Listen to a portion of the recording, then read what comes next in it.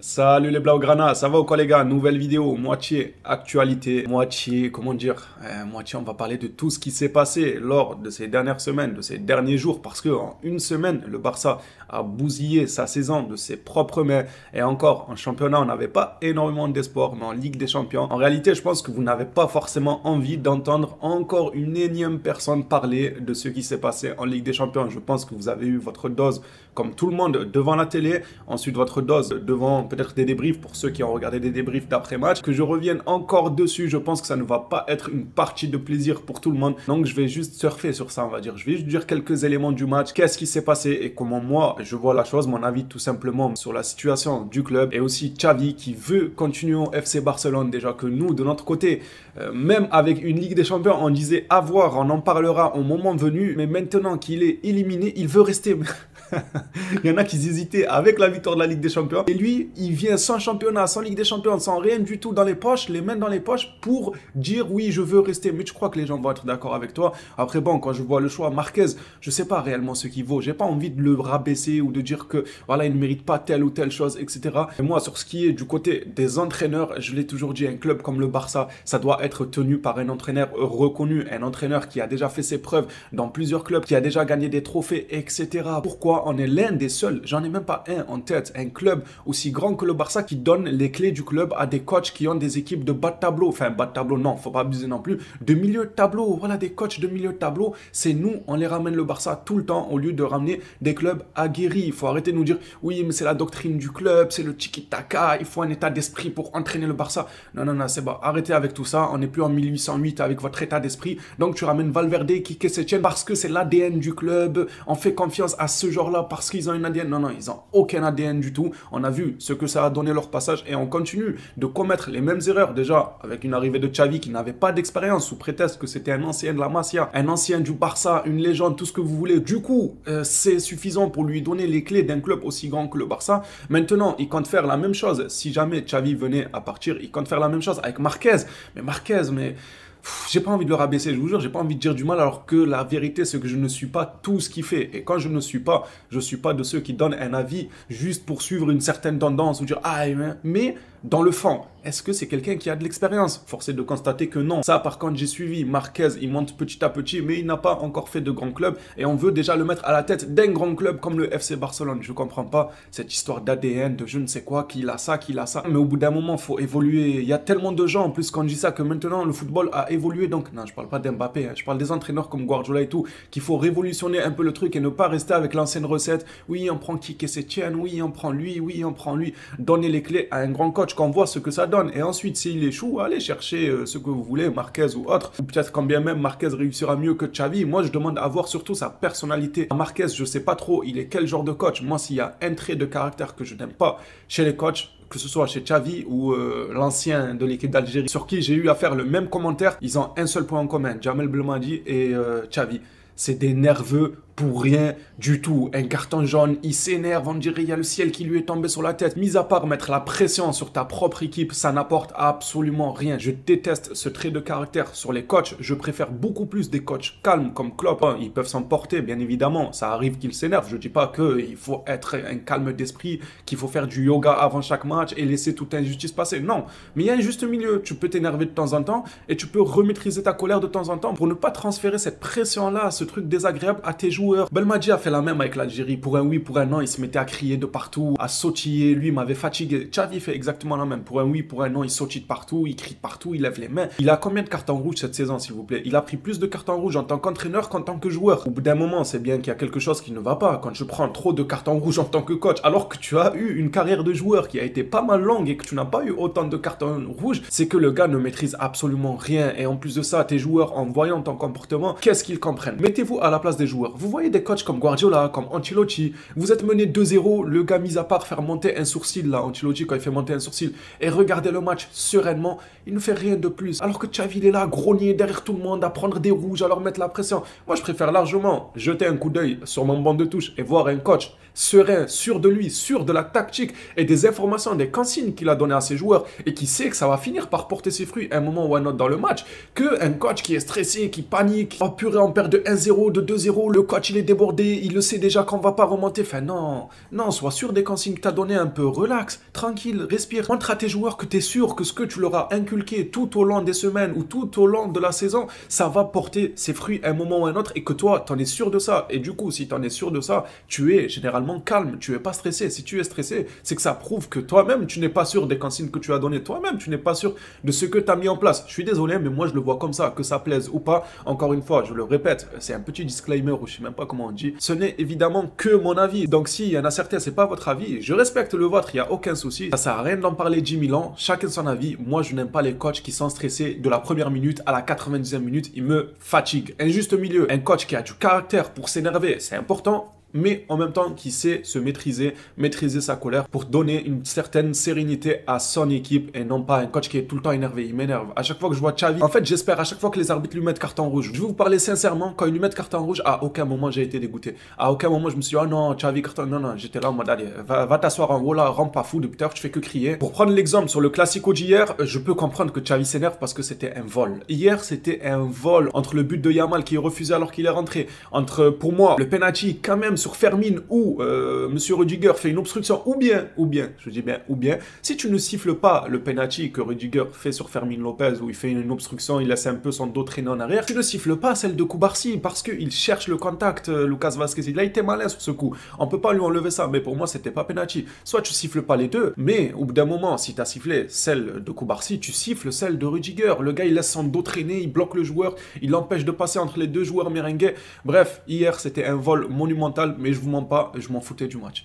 J'en avais que faire du match. C'était la première fois, vraiment, réellement, la première fois de ma vie qu'avant un Classico, je n'avais aucune hype. Pour tout vous dire, je ne savais même pas à quelle heure était le match le jour même. Genre, on était là, on était dimanche, je ne savais pas à quelle heure ils se jouaient. C'est que vers 15h ou quoi, je me suis dit, tiens, je vais aller voir les autres là. Les autres là, ils jouent à quelle heure ce soir ou cet après-midi, peut-être le match il est à 16h30 ou quoi. C'est qu'à partir de 15h que je me suis intéressé à l'heure du match. Alors que d'habitude, 2 semaines avant, on sait déjà à quelle heure se jouera le Classico. 2 semaines avant, on commence déjà à débattre. Mais moi, je suis fatigué, surtout avec ce qui s'est passé en Ligue des Champions. Je vais parler aussi un tout petit peu de ça. Araujo, l'erreur qu'il fait, c'est une erreur de débutant. Et ce qui est drôle au-dessus de tout ça, c'est que Gundogan, monsieur Gundogan, a eu le courage de dire au micro ce que tous les fans du Barça pensaient. Et au final, on l'a attrapé par le col pour qu'il s'excuse. Parce que Araujo est venu nous dire, oui, j'ai eu une discussion avec Gundogan et il s'est excusé, pardon. Mais il s'est excusé de quoi en fait? D'avoir dit la vérité? Un joueur expérimenté, désolé, mais Araujo, il a quand même une certaine expérience, c'est pas Cubarsí. Encore Cubarsí, il a été serein lui sur tout le long cette saison, à chaque fois qu'on l'a vu, il nous a fait quasiment tout le temps plaisir, ça y a pas de souci, mais je compare la longévité. C'est pas un Cubarsí qui vient juste de débuter, Araujo, il a quand même pas mal de saisons au Barça, c'est même pas un nouveau du Barça, il a eu plusieurs saisons au Barça pour se faire de l'expérience. Frérot, le match il débute de la meilleure des manières, tu as un avantage d'un but, on se disait ouais, un but c'est facilement remontable, mais le match débute de la meilleure des manières, tu marques un but. Donc tu mènes de 2 buts. Tu es à domicile à 11 contre 11 et tu te dis autant faire faute en tant que dernier défenseur, autant prendre un carton rouge, laisser le joueur aller faire un 1v1. En plus, j'ai vu des gens justifier ça. Je vous jure que si je vois un commentaire comme ça, je réponds même pas. Au moins, vous êtes fixés, c'est bon. Ceux qui défendent le geste d'Araujo, que oui, mais il aurait marqué et tout, je vous réponds même pas. Ça sert à rien de se casser la tête sur des choses aussi futiles que ça. Je pars du principe qu'il vous manque quelques neurones pour penser ça, que Araujo devait faire la faute, au lieu de laisser son gardien faire le 1v1. Et combien même le pire c'est que, encore si c'était dans un contexte où, si le joueur marquait, il y avait élimination, quoi, oui, bien sûr que le geste, il faut le faire. Évidemment, quitte à prendre rouge, et après ton équipe, elle bétonne derrière, en jouant à 9 derrière, ça, il n'y a aucun souci. Il aurait fallu le faire. Mais là, combien même le joueur du Paris Saint-Germain aurait marqué, déjà, c'est même pas sûr qu'il aurait marqué. Mais combien même il marque, il remonte à peine à 1-1, frérot. Tu es encore chez toi, tu es encore à domicile, et tu as encore une avance d'un but. Je comprends pas comment Araujo a débranché ses neurones pour faire cette faute. J'ai pas envie de m'y attarder, j'ai toujours pas fait le deuil de cette action-là. Ça me dégoûte que notre saison en Ligue des Champions a été gâchée par ce geste-là. Franchement, je suis très dégoûté, donc je vais vite fermer cette parenthèse et passons à la vidéo actualité où on va parler un peu de Xavi, du fait qu'il veuille rester, ou encore De Jong, sa blessure, ou même Araujo et son départ, parce qu'il y en a beaucoup qui voulaient son départ, on va en parler. Passons d'abord d'abord en revue la blessure de Frenkie de Jong d'hier. Frenkie de Jong out environ un mois. Bon, de toute façon, là, notre saison, elle est finie, donc tu peux out autant que tu veux. Notre saison, elle est finie. C'est assez moche ce qu'il a eu à la cheville hier. Sa cheville, elle a pas mal tourné sur le contact avec Valverde et le ballon qui était entre les deux. C'est dommage, il revenait tout juste de blessure. Après, pour revenir au carton rouge, après j'arrête, au carton rouge de Araujo, c'était Yamal qui devait sortir, je suis d'accord avec Xavi. Mais je pense que dans un monde, moi j'aurais laissé Frenkie de Jong défenseur central. J'aurais pas fait rentrer Martinez. Ça, j'ai oublié de le préciser tout à l'heure, mais quand j'ai vu Martinez rentrer, j'ai dit c'est bon. Non, pas lui, pas lui, pas lui dans un quart de finale de Ligue des Champions comme ça, après un rouge où ton équipe va évoluer à 10. Non, pas lui, pas Martinez. Moi j'aurais laissé Frenkie de Jong en défenseur central. Je sais pas s'il y en a qui pensent la même chose ou pas. Personnellement, c'est ce que j'aurais fait. J'aurais pris ce risque-là de laisser de Jong en défense centrale, que ce soit pour les relances, que ce soit pour l'expérience, même si à certains moments il commence à m'agacer Frenkie de Jong parce qu'il prend de l'âge et on attend toujours ce moment-là où il va porter l'équipe, où il va être là, il va être tranchant dans les matchs les plus importants. J'attends ça de Frenkie de Jong, je suis désolé de le dire, hein, mais je pense que Frenkie de Jong, s'il aurait été brun, il aurait eu beaucoup plus de critiques. C'est quoi le problème? C'est parce qu'il a les cheveux blancs, que c'est un néerlandais, que ça y est, Cruyff, Tiki-Taka, je ne sais quoi, qu'il est immunisé contre toute critique. Non, soyons sérieux, 2 minutes, c'est un joueur qui a un potentiel excellent, mais c'est un joueur qui n'a toujours pas atteint ce potentiel excellent qu'on lui connaît. Donc tant qu'il n'a toujours pas atteint, je me réserve le droit de le piquer de temps en temps. Frenkie de Jong, faut être encore plus présent. Et vous savez que je le kiffe ce joueur. J'ai rien contre lui. Juste à un moment, il faut prendre ses responsabilités et se montrer dans les matchs clés, dans les matchs importants. Bon, malheureusement, lui, il revenait de blessure. Donc on ne peut pas non plus lui reprocher grand chose. Il ne devait certainement pas être à 100%. Son retour a dû même être précipité au vu de la rencontre cruciale face au PSG. Tout ça pour perdre au final. Bref, il sera absent un mois. Passons à ce cher monsieur Araujo qui nous a gâché la Ligue des Champions et beaucoup veulent son départ suite à l'action. Alors, pour moi, vous êtes fous. Sincèrement, pour moi, vous êtes fous de vouloir un départ d'Araujo pour une faute, pour un carton rouge. Certes, c'était dégueulasse. Certes, il nous a gâché la saison. Certes, il a baissé dans l'estime de beaucoup de personnes. Moi, je n'oublie pas ce qu'il a apporté au club. Moi, je n'oublie pas les premières minutes face au PSG qu'il a fait avant de prendre le carton rouge. C'est le gars qui mettait le plus d'intensité, surtout dans ses duels, le plus d'impact physique dans ses duels. Il montrait qu'il était là, qu'il avait absolument pas peur. C'est vrai que le rouge gâche tout. C'est vrai que à des moments, je me suis dit, est-ce qu'il a été payé par le Qatar pour prendre carton rouge? Parce que comment tu peux faire une erreur aussi grossière quand tu es sur un fauteuil aussi confortable que l'était le FC Barcelone durant ce quart de finale retour face au Paris Saint-Germain? Je me suis posé quand même des questions, mais jamais je n'ai voulu son départ sur ce geste-là du carton rouge. Je lui en ai énormément voulu, mais c'est comme ça, c'est le foot. Des fois, c'est cruel, mais j'en suis persuadé que ça lui servira de leçon. Par contre, là où je peux passer du tout au tout et vouloir un départ de Araujo, c'est ce genre de nouvelles-là,